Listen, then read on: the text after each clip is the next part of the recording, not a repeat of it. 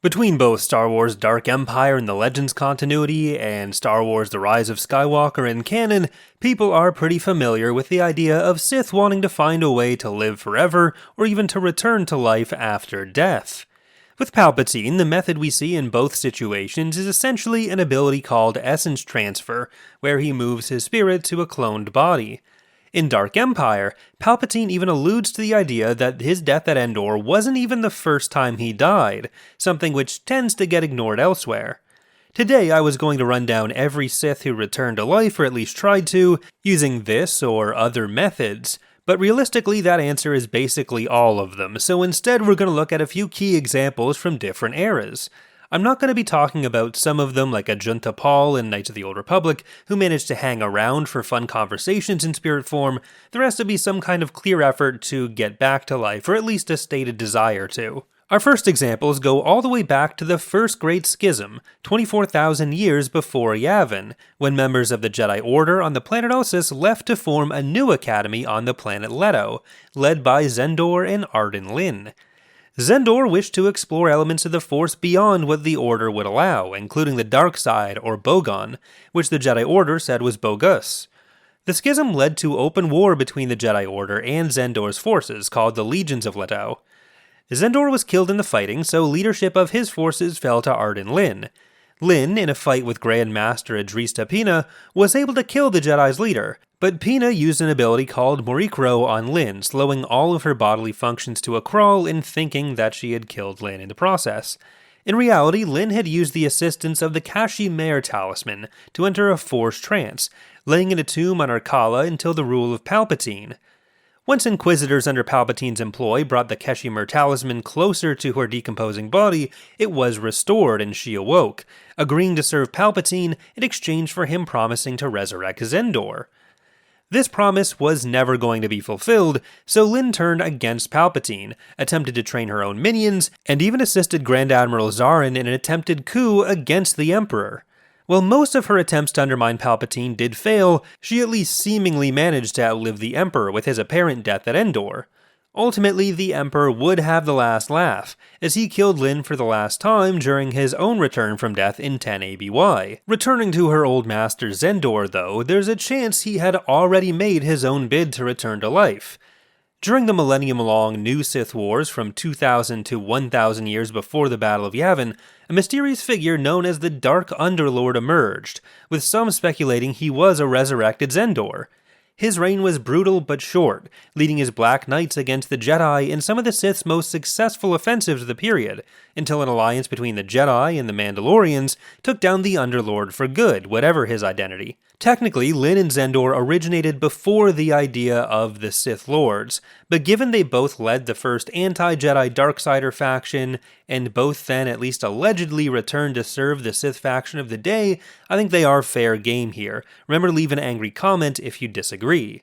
The Second Jedi Schism, followed by the 100-Year Darkness from 7,000 to 6,900, saw yet another war between the Jedi Order and an emerging school of Dark Jedi, who took particular interest in using the Force to create new types of beings, like the Leviathans they'd use to great effect in their upcoming fight with the Jedi. They were defeated at the Battle of Korbos, following which the Jedi rounded up the 12 remaining Rin leaders and exiled them. The exiles ultimately discovered Korriban, where they established themselves as the new Lords of the Sith species. Among their number was the First Lord of the Sith, Junta Paul, but also a Dark Jedi named Karnus Mur. As you may expect among the Sith, Mur was betrayed by another of their number, Drapa, though Mur managed to transfer his spirit into a talisman called the Mur Talisman, not to be confused with the Keshimir Talisman. They are obviously very different talismans with very different names and functions. Mur's talisman, for example, would turn anybody nearby into one of the Rakghouls from KOTOR, allowing the talisman's owners to control them and force them to like this video and subscribe for more. A crucial part of Mur's plan to take over the galaxy. Thousands of years later, during the Mandalorian Wars, which reached their height in the 3960s BBY, the talisman had made its way to Terrace and caused a Rakghoul outbreak. Jedi Master Celeste Morn was sent to retrieve the talisman, but he began to corrupt her and put her under Mur's control, nearly allowing him freely back into the galaxy. Morn begged Zang Carrick to kill her and end the influence, but instead he sealed her in the exact same stasis pod Drapa had originally made to trap Mur himself. The Mandalorian shelled Jebel, the planet the pod was on, and as a result, the Jedi believed Celeste had been killed by Zane Carrick. The pod was rediscovered by miners in 1400 BBY, and after the next 1400 years of more transferred ownership, it made its way to Vader, who opened the pod and freed Celeste and the Talisman, which turned Vader's accompanying troopers into rat ghouls. Celeste survived for over a century, fleeing into the deep core, and lasting until the reign of Darth Krayt 130 years after the fall of the Empire, attempting to ensure that nobody but herself would fall prey to Mur. Morn and Cade Skywalker, descendant of some guy named Luke, set a trap for the pair of Sith Lords, both Krayt and Mur, a trap which was sprung in the Battle of Hat Abaddon. Morn was killed, freeing her from Mur's influence finally, and when Mur tried to attach himself to Cade, Cade used his version of the rare Shatterpoint ability to blow apart the Talisman with Force energy, ending Mur's 7 millennia attempt to return to life. Notably, Darth Krayt, the other victim of the Battle of Hat Abaddon, had actually been trained by the holocron of Zoshan, one of Mur's fellow Sith Lords after the 100-Year Darkness. The holocron Krayt was learning from actually contained Zoshan's spirit as well, but since she didn't seem to attempt to come back to life, and the distinction between holocrons with and without actual Sith spirits is always a bit iffy, she's not technically on this list. If I was going to do a list of every Sith Lord who lived in their holocron, it would probably end up just being a list of every Sith Lord, so maybe that'll come eventually, but that video is probably like an hour long. Our next pair of Sith Lords are from somewhat after the 100-Year Darkness groupings, and are some of the disciples of that tradition of newly minted Sith Lords. These are Marka Ragnos and Darth Ndedu. Ragnos descended directly in both the ideologically and, grandfather sense from the Jedi exiles of the 100-Year Darkness, and he was the leader of the Sith who oversaw what at least the comic books would call their Golden Age, until his death around 5000 BBY, and comic books legally can't lie to you. He wasn't gone for long, as during a duel between Ludo Kresh and Nagasato to succeed him, he made his first spiritual appearance, essentially telling them to make the right decisions or else everything could be lost, although to me, don't make bad choices seems like pretty useless advice. Throughout the coming millennia, Ragnos would anoint more disciples to lead the Sith, including Exar Kun and Ulic Qel-Droma, one of whom we'll actually get to soon on this list, and he made a possible appearance to Darth Plagueis during Plagueis' visit to Korriban. Ragnos criticized the new Sith Lord's chosen path and abandonment of certain Sith traditions, although Plagueis didn't believe it was a real ghost that he talked to. But in 14 ABY, Ragnos' spirit almost came back to life when a cult called the Disciples of Ragnos, led by a dark Jedi named Tavion Aximus, used his scepter to collect massive amounts of Force energy and imbue followers of Tavion and Ragnos with Force powers, with the ultimate goal of collecting enough energy to restore Ragnos himself. He got as far as possessing Tavion, but was stopped by Jaden Kor, apprentice to Kyle Katarn at Luke Skywalker's Jedi Academy, ending one of the longest and most influential post-death careers of any Sith Lord. There's a definite trend you'll notice where the Sith Lords who do manage to come back from death don't make it much farther than their own tomb. This is the case with the other example of this era, Darth Ndedu, who was similarly successor of the exiled Jedi on Korriban. He, like Ragnos, eventually became the Lord of the Sith, but his reign was seen less favorably by his underlings. Through the teachings of Mur, he learned the ability to transfer his own consciousness out of his body to survive death, but he became fearful of the other Sith on Korriban, who planned to kill him and take the power that he was hoarding for himself. So, before he could be overthrown, he fled Korriban for the deep core world of Prakith, ruling it for centuries as a god king and forming a cult. He did die a physical death at some point before 4400 BBY, with his holocron being used by future Sith Lords like Friedan Nad and Darth Bane, who similarly sought Ndedu's powers of life extension and essence transferring. Another Dark Jedi named Set Hearth, who briefly became the apprentice of Bane's own apprentice, Darth Zana, also used Ndedu's information to live for centuries, cloning new bodies and transferring his spirit into them, abandoning each one at 30 years of age, despite them still being perfectly good bodies because 30 really isn't that old. But despite his death, Ndedu's spirit had lived on in his tomb, and his cult, while having degenerated on the planet in isolation over the millennia, was still active. Prakith was relatively isolated, so there wasn't much to interfere with them for thousands of years. This lasted until the 130s ABY, which seems like a really bad time to be one of these Sith in the Legacy comics. His holocron lured Darth Warlock III, a member of Great Sith, to Prakith, with Warlock having promised to restore him to life. Once in the tomb after eliminating Indedu's cult, Warlock revealed he was more interested in raiding Indedu's library than resurrecting the Ancient Lord. But the one surviving member of the cult, Gurlun, placed Indedu's holocron on his body and gave his own body over to his former master. This resurrection once again didn't last for long. Warlock won the resulting battle, killing Darth Indedu once more, having also destroyed all of Indedu's followers. One thing I'm really not sure about is how final any of these deaths really are, though. For Mur, losing the talisman seems like it is the end for him, but with Ragnos, for example, his spirit just kind of gets shoved back into the statue, so with him and with Indedu, it's possible that just another couple thousand years in the future they would try to come back again. The next era gets us to another pair of Jedi who were lured in by the dark side, becoming Sith Lords, Frida Nad and Exar Kun. Nad, looking to expand his Force knowledge, went to Yavin around 4400 BBY, where he apprenticed himself to Naga Sato, who we've already mentioned as the successor to Marka Ragnos. Sato had spent nearly 600 years in suspended animation, which isn't quite the same as dying, so he doesn't get his own section here.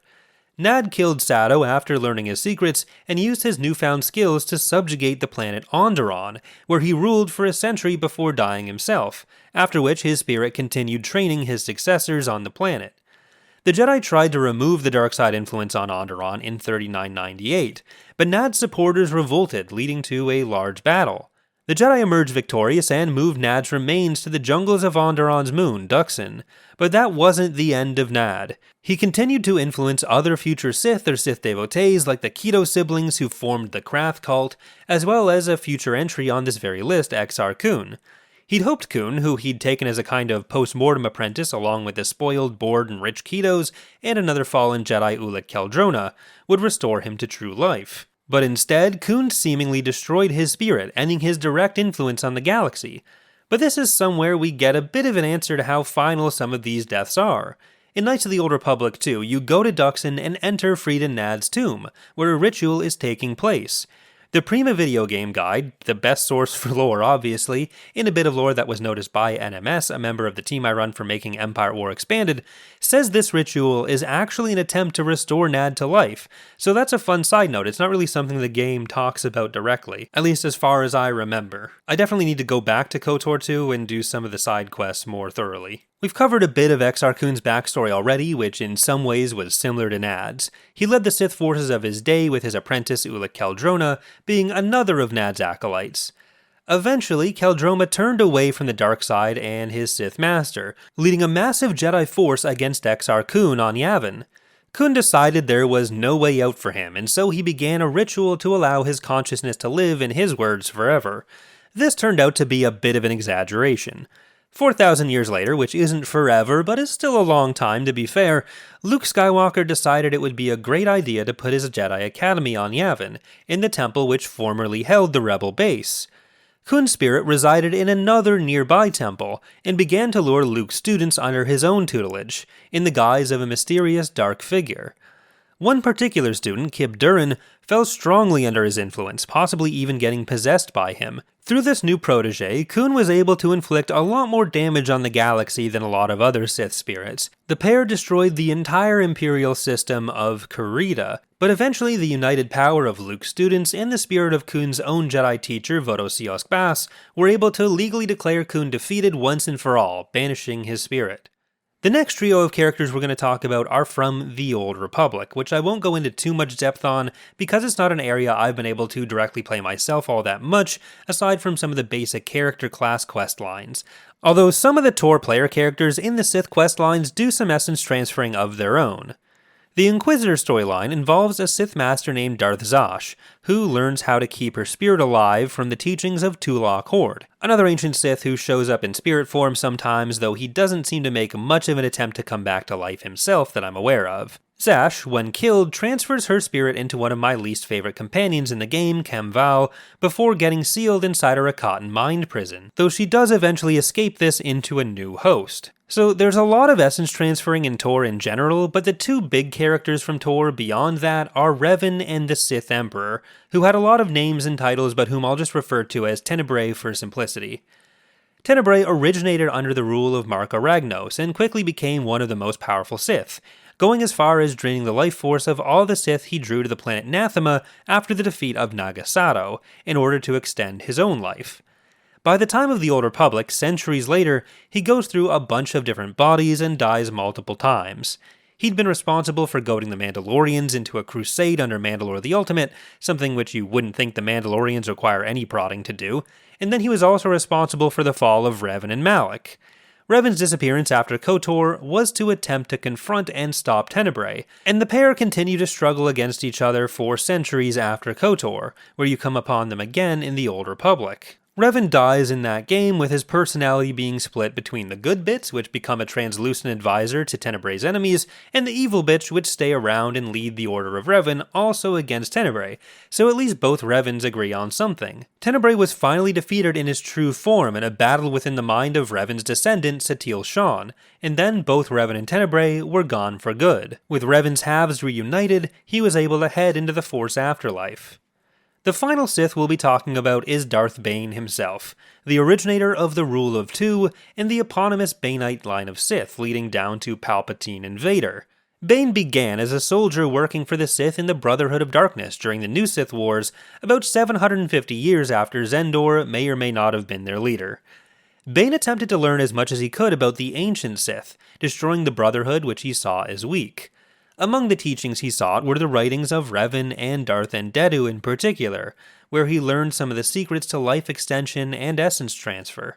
When his apprentice Darth Zana beat him in a duel to see who would continue as the new Sith Master, rather than going down quietly, Bane attempted to transfer his spirit into Zana's body.